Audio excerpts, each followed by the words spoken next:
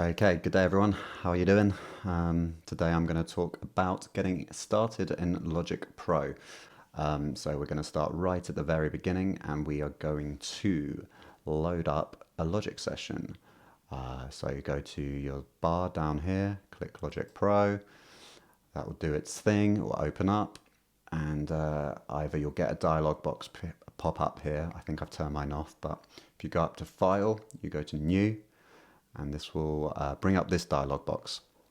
So this is just asking you to select which type of track you want to start off with. So you have the choice of software, audio, drummer, external MIDI, and guitar or bass.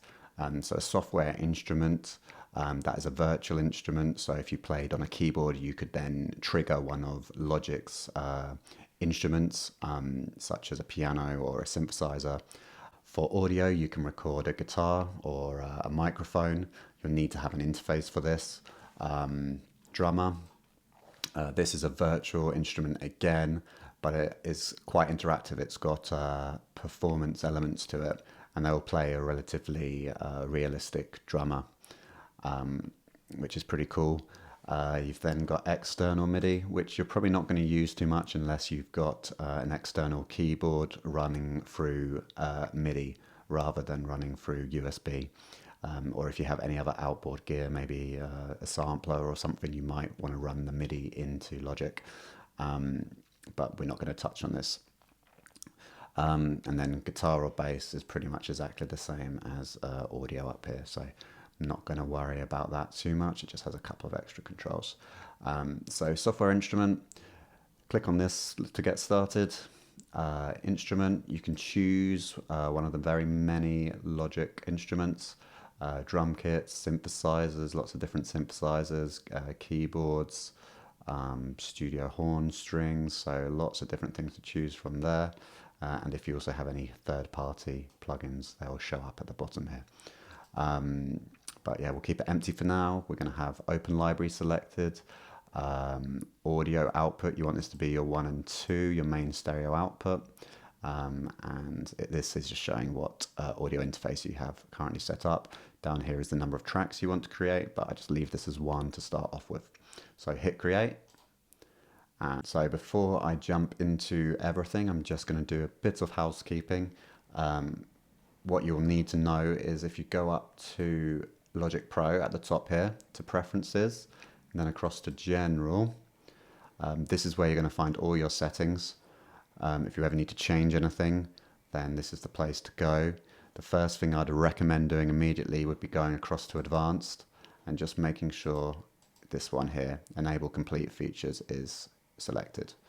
And then let's go back to Audio. This is where you choose your inputs and outputs. So very important thing to know what to do.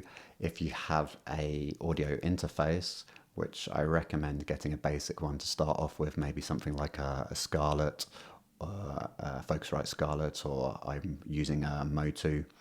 But any 2-channel input-output interface will really do the job for a beginner.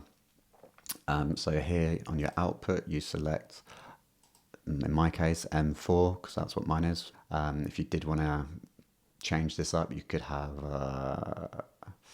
Mac Mini speakers if you wanted to come out of your Mac Mini speakers and headphones in or something. Anyway, yeah, many options there.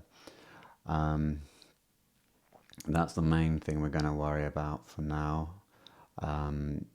Okay, so one thing I should also talk about is the in-out buffer size. So this kind of relates to your audio interface and how that operates. So when this number is lower, you're going to have a lot less delay, a lot less latency between your system. So at the moment you can see with it at 32 samples, it's at 1.3 delay, 1.3 milliseconds delay. So that's nothing, it's practically inaudible.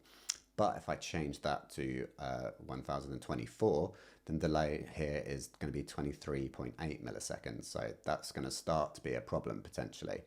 If you're playing some external instrument, if there is a delay, part of the issue might be this buffer size. So what I do is when I'm recording, I have this on the lowest setting, The trade-off is that you might run out of processing power a bit sooner, so you might find Logic starts to crash with a lower buffer size. So what I like to do is when I get a bit further along in the project and I'm more in the mixing stage, if I start to get Logic crashes, then I'll move this up to 512 or 1024.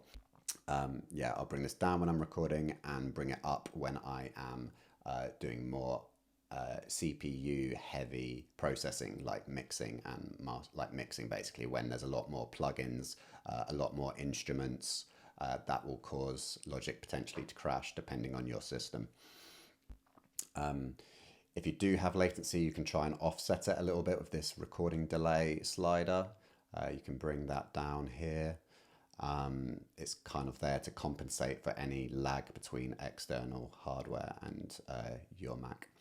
Processing threads relates to how many cores you use. I have it on automatic, but you can set it at your highest if you have 8 cores. Process buffer range, I keep this on medium. Multi-threading, I keep it on the default. The summing, I keep at 64-bit. That's higher than 32-bit. So you'll get more dynamic range in theory, and rewire behavior off. So yeah, those are just some extra settings you might want to know about. This one particularly might help you if you find yourself having crashes. One other thing to know about is there are separate project settings. So these settings we just looked at were for your kind of default Logic sessions. They're going to be the same once you set them up for every project, for every session. If you wanted to change something for a particular project, then what you can do is you can go to File, go to Project Settings, and you've got different settings down here. And you might be thinking, why would I want that? Well, what you might want to do is if you click on Audio, you might want to change the sample rate. So the sample rate, basically, when the conversion from audio to digital happens in your computer or in your interface, the number of samples is kind of how many pictures of the audio, of the waveform that the audio is converted into. So a higher sample rate means it's going to take more snapshots of that waveform and technically get a more accurate reading of the recording. The offset, the trade-off with that is if you do go higher, then it's a lot larger file, so you might not want to have a 192 setting, because it's going to leave all your audio files a lot larger. Well, 4 times larger, maybe 5 times larger, so it's going to use up space 5 times quicker. The thing is, I personally can barely hear the difference, so I don't actually feel the need to go to 88.2 or 176 or 192 or any of these. So the CD standard for the industry was always 44.1. Now we've progressed in times and now we do have these higher sample rates available to us.